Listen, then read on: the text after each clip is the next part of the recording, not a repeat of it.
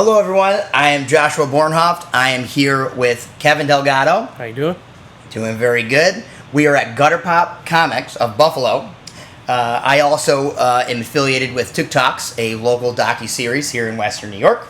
But today we are here to focus on your skills, your talents in the wonderful world of comics. So, here we go. Dun, dun, dun. Let's go. Now, I will ask you this. What first got you started into comics?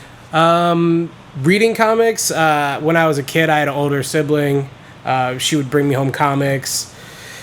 Kind of like this, like Jim Lee, early 90s era, Todd McFarlane, all the guys that went on to form Image were at Marvel Comics first, and they were killing it, and comics were very popular at the time.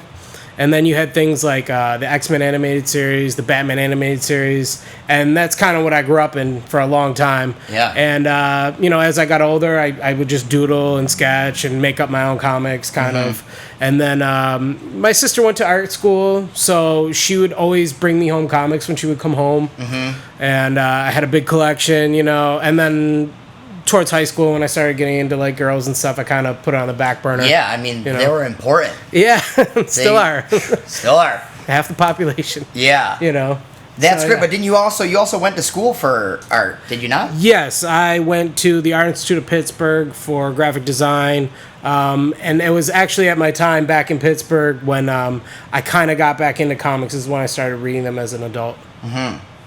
Now, it's pretty cool, even things came full circle with you as an artist or MC. You got to perform and tour through that neck of the woods as well. Yeah, as a musician, I've played around the country, so yeah. And what is your MC name? Frigid Giant. Frigid Giant. Speaking of the Frigid Giant, I've got to say, I believe this is him here. So Frigid Giant. There he is. One of the elements of hip hop is graffiti, and my character that I used to tag up was Frigid Giant, going back probably about 15 years now. It's crazy. And so when I was in art school, I would draw it and everything on like everything. I was always doodling, scratching, putting Frigid Giant on everything. And my marketing teacher saw me doing it, and she was like, "That's dope. Like that's your ticket. Like That's like your brand. That's like your stamp." She was like, "Never let go of that. Like always do something with it." And I pretty much always did. Wow. So if you even go back into the first issue of Volantis, Frigid Giant's in there. That would be this right here? That's the collection. Yeah, the first part. All right. Where can we find him in here? Let's take a look. See. You'll find it. He's in a couple pages. There we go. Well, that's a good one. That's in page 2, or the second book. But okay. he's in a bunch of things. He is a recurring character that will be there. Yeah, and from what I remember, even in your stage performances, there would always be the image of him associated with your shows, right? Which is really cool, and it's cool that you've kind of tied that into your series. Now, come into this series. How many volumes do you have currently? Right now, there's one volume. That's the first 6 issues. Wow. Issue 7 is out as well, and then I'm finishing up issue 8 right now, and the script for issue 9 is about halfway done. Congratulations. Yep. Wow, when you're creating the storyline, is this something that you've been working on for years, or how does that come together? So, I first started getting the idea for what would become Volantis in 2014. And I would kind of like doodle a character, an idea that I had in my head, and I would do that kind of like often, and then I'd try to figure out how they corresponded with each other. And then from there, I kind of figured out the setting and started building a world around it. Yeah. And then the first issue I did a bunch of work on, and then I stopped doing it completely for like a year because I wasn't confident in myself as an artist. So within that year of me trying to better my skills, I'd also came up with a more cohesive story. Sure. And while doing that, I came up with a ton of more ideas, and I'm like, oh man, I've got so many, you know what I mean? Like, I'm going to die before I get all these ideas out on paper. Yeah, you opened up Pandora's box. Yeah, absolutely. Yeah. So like the idea machine is, dude, it's cranking all the time. It's got to be hard to take all those and then separate them and then take the time to detail, because the detail here is exquisite. Right. I mean, you have just grown and grown and grown, and you continue to. I mean, I don't see an end to that, which is pretty fantastic. And when it comes to like characters and drawing inspiration, does like the image of like a face or something, does that come from like people in your life, or like do they come from celebrities, or something that you just completely fabricate? It's a mixture of all of those. You know, a lot of time, like I do work from reference, so a lot of times I might be posing for an image, Sure. or I might have, you know, a friend pose for it, or you know, my girlfriend, whatever, whoever's around that can kind of help me. Yeah. That's kind of one of the things I need to work on too, is when you work from reference, your artwork tends to become stiff. So, and what I mean by stiff is, say I have a person that's, you know, looking stoic, you know, if I took a picture of you and kind of Sure. redid that, it looks like a picture. It doesn't look like you're in the Gotcha. moment. So one of the things that comics allow you to do is have energy, and you can manipulate different ways of seeing things. It's like look at this, like the expression that you get. That I drew from there. myself. I didn't have reference.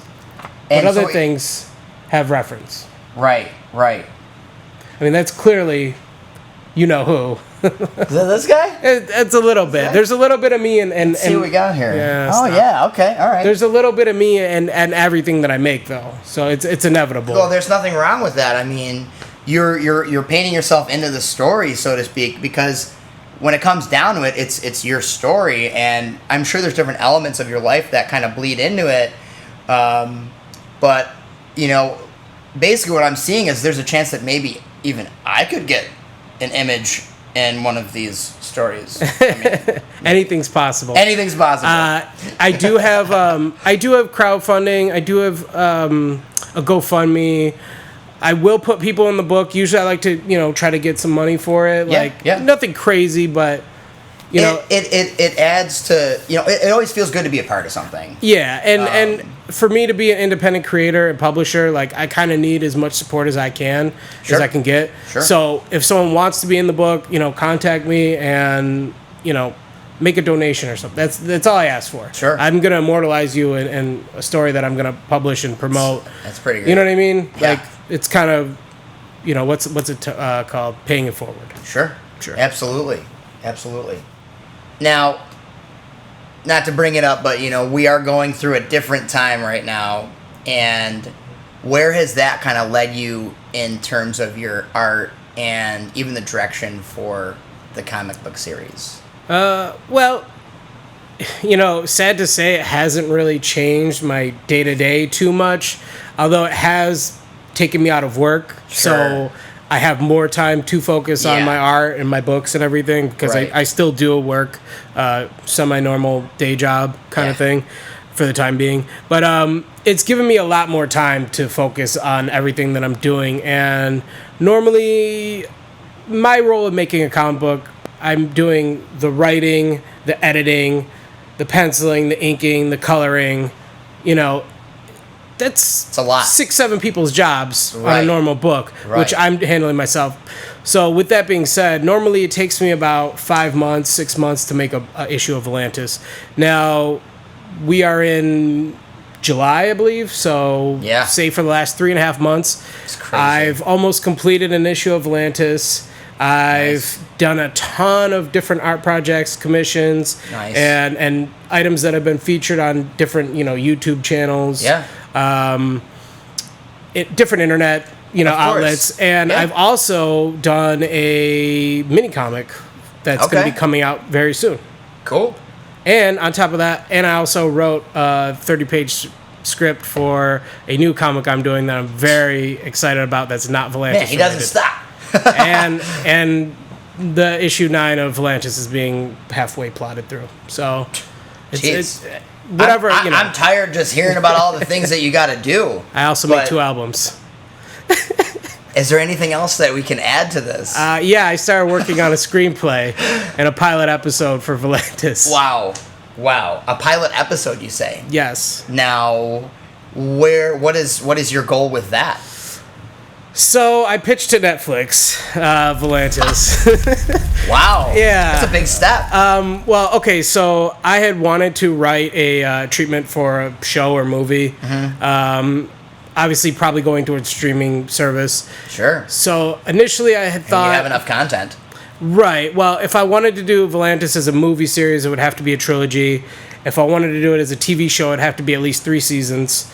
So, trying to make it financially feasible for me to develop something like this, I did get in contact with a screenwriter, SGA certified, all that stuff, has an agent, and told him what I wanted to do. I sent him all of my work, and he was down. He was all for it. So we had began negotiations.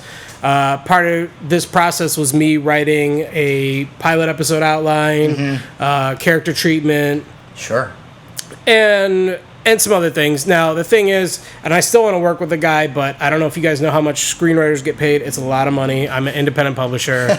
Like, let's take it easy, one step at a time kind of thing. Sure. So I had done a lot of the legwork, but we didn't move forward. We haven't moved forward yet. Okay. Part so of things that are still in the works. Yes. What have you last heard from them? Okay, so when I pitched to Netflix, what was good about what I had was that I had already done so much of the legwork, as in doing the outline, doing the character treatment. So I was kind of almost ready to pitch. I mean, normally I think they'd want a screenplay or test footage or something. So, I really had to concentrate on a pitch, which I will admit is not my strong suit. But it got me thinking, and when I think about things, I tend to refine them. And when I refine them is when they get better, when they get polished. So I will hear back by August 14th. Now, it's is it going to happen? Who knows? Sending all the good vibes your way, man. I appreciate that. I'm sure everyone else is too. It's really exciting. And, another question that came to mind with comic books, like a physical comic book is something that will stand the test of time and has a super huge cult following. Do you think that is going to change that much, where a digital format might come into play, or are comic books still going to be comic books? I think comic books will always be comic books. Digital format is good for the collector. Sure. Person that doesn't want to damage the actual physical book. But what happens a lot of times is that they'll get both. They'll get a digital version to read and a physical copy to collect, to save, to grade, to have as a item. Yeah. They do. There are comics that are worth a lot of money. I mean, absolutely. You know what I mean? Right. So what's intriguing about my series is that we pretty much do a historically low print run. I mean, I keep everything kind of bare bones to where I can actually flip it every issue where, I can tell you right now, we're on issue 8 is about to be printed. We'll be fine printing up to issue 12 as of right now. Awesome. So that's something. Yeah.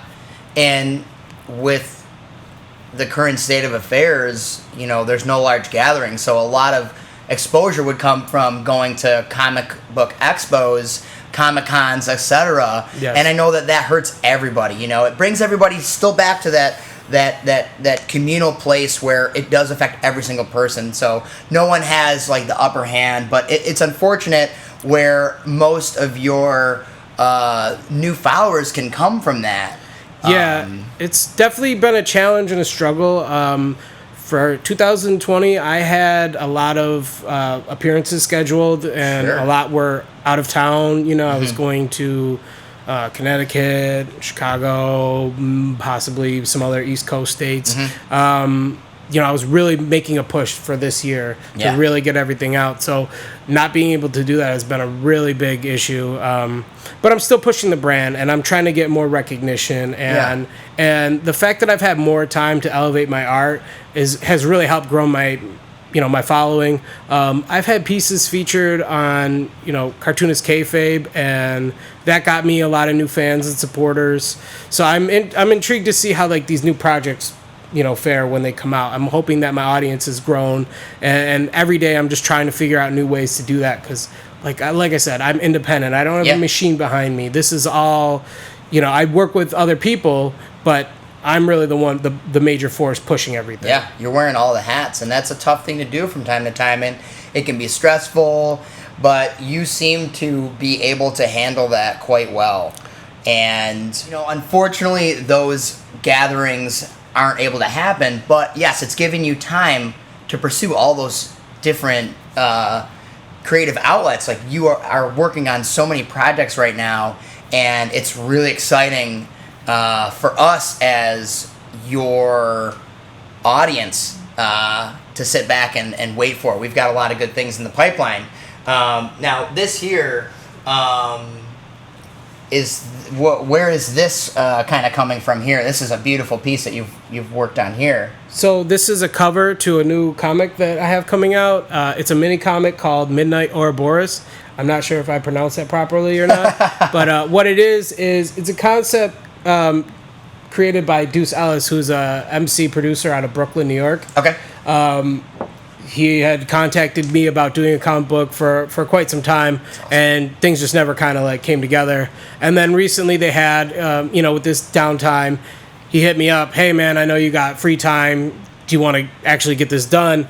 And I said, yeah, send me a script. Mm-hmm. Here's some examples of how a script is written.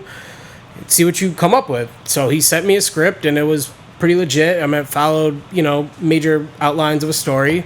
A couple things I changed, but yeah. So I did it's an 8-page mini comic, full color.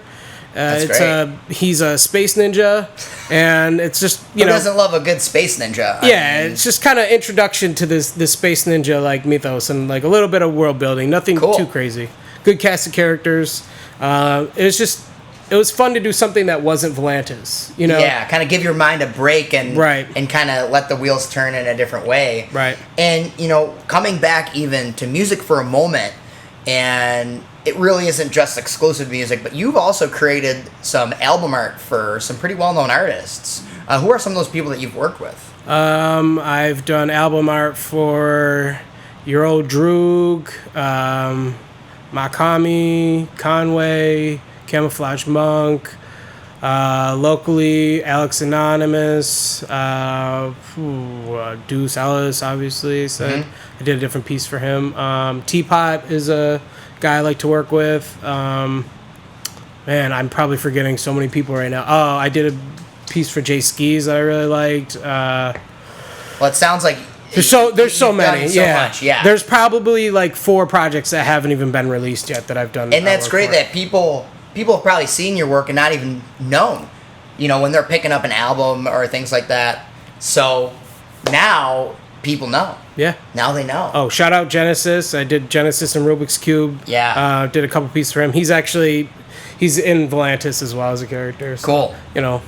Yeah, I like to throw in my contemporaries in. Yeah, and as we're on the subject of people that you've kind of collaborated with, now it takes an army, and it seems like you're the general in charge. But have you had some other people come in and work with you on these projects? Oh yeah, for sure. So when I started Volantis, I had like a rough outline. I don't see myself as the best scripter when it comes to dialogue. Okay. So that's kind of an area where I like to bring in other people. And I think it's just better to give more voices. Like, characters have unique voices. Mm-hmm. But so the first book, I pretty much had done myself. I had brought in my friend Chad to, we kind of went over the script. And before I put all the lettering in the book, I brought all the artwork over to his house, mm-hmm. and we figured out a script. And then he stayed on till book 4. So what we did at that point was we would get together. I would kind of just plot out what ideas I had. Sure. I would start thumbnailing. And as we thumbnail, we would build the story and build the dialogue. And we would kind of just take that and refine it. Now, every book has had a different approach. Starting with book 5, I brought in Peter Badami, who is a friend I met through music. Mm-hmm. Now, with his approach, he started doing full scripts, which is really good. And then from the script, I would kind of take it, refine it, and then it's turns into a different like I said, every book is different the way we do things. Like book 8, he kind of started doing a script, kind of started doing an outline, and sent it to me, and I kind of dissected it. And there's beats and stuff that I want to do anyway, so I'll send that out there. I'll be like, hey, I want this to happen early in the book. Hey, I want this to happen at the end. this is an image I had in my head that needs to be put in here. This has to be in here because it's part of the larger part of the story as a whole. Sure. So in that regard, I kind of work as an editor as well as a scripter, if that makes sense. Absolutely. So it's great to kind of have some people take on some of those roles, but also it's done so much to expand the universe of Volantis. Right. I would like to bring other artists in too. If you're really good and interested in working on this, contact me. I have had my buddy Darius did a pinup in one of the earlier issues. Issue 7 was our first variant cover. We had a great artist named Dan White out of New York. He did the Mastaba cover. I'll put the picture up. Sure. It's really fantastic. I will be working with Dave Chisholm from Scout Comics on a future piece. More on that when that actually occurs. But that is something that's also in the works. But yeah, I would love to have an extra artist on hand just to help me because it's such a laborious task. Sure. I mean, we can even take a look at this here.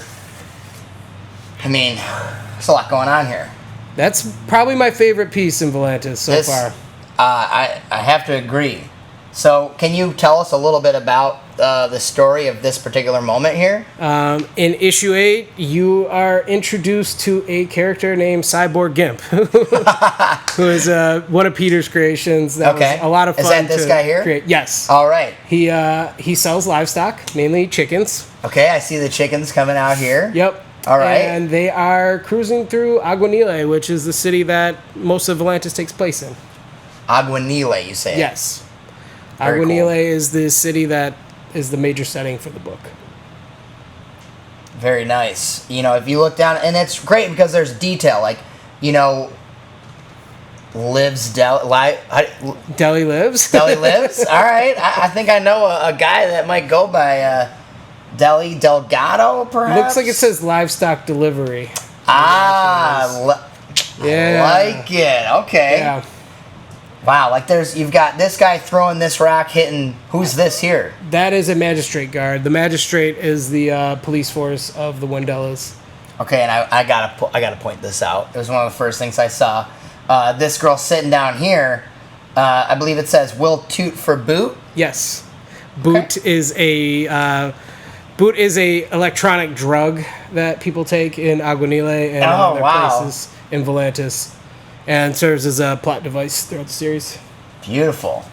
I mean, then you've got you've got this building on fire, this truck turned over. You've got this guy back here. This almost looks like a spaceman. Looks like some graffiti cans, perhaps, or looks like it's like ozone or oxygen. Oh, okay. Probably. Gotcha. The environment is very damaged in the future, where this takes place. So there's oxygen bars, O2 bars, ozone bars, atmospheric, condensers, different kind of science fiction stuff I like to throw in there. Yeah, that's great. See, paints quite the image. It's a rich world for sure. Yeah, man. I mean, this is it's so amazing, and it's such a cool thing to dive into. I've dove into some the earlier volumes. But can't wait to kind of finish out the series. Yeah. Now, is there anything that you kind of wanted to cover, or anything that you wanted to kind of put out to the world, as to where you're trying to go with all of this? So I will definitely be continuing Volantis at least until issue 12. Like, there will be no stop till 12 comes out. Beautiful. 12 will be a deluxe book. It will be a very oversized, probably 36 or so pages. Who knows? I don't know. Cool. It might be bigger. I don't know. We'll see what the story dictates. I'm not going to put any limitations on that. Sure. What I just finished completing this past weekend was a script to a non-Volantis book that I'm working on, and it's called Tough Stuff. Tough Stuff is amazing. Cool. Tough Stuff is a troubled alley cat who has to save spring break in 1993. Oh my God. I can't wait for that one. Wow, that's going back to our roots there. That's great. I am taking in every 90s cliche trope, like anything you can imagine. Wow. I am trying to jam pack into this. I'm going to do a Kickstarter. I'm going to offer some very 90s nostalgic items to go along with the book. So I can see the colors. I can see The music videos, it's great. It's a lot of fun, and it's very funny. It's like the funniest thing I've ever written. And you might find it offensive. I don't know. I hope not. I think it's hilarious. I always love a good comedy. Well, Kevin, you're doing great things, and myself and so many other people love following your story and look forward to seeing maybe even a Netflix show. Hey, we'll see. But thank you so much for spending the time with me today, and I always look forward to everything with you, brother. Man. Love you. Stay tuned, guys. A lot of good things coming. Talk soon. Pick up Volantis at Gutter Pop. Oh, yeah. And Queen City. And online, VolantisComics.BigCartel.com. Gutter Pop Comics, Buffalo, Elmwood Avenue. Go there, check it out, hang out. Great things happening. See you soon. If you like this video, please hit like, share, and subscribe for future content.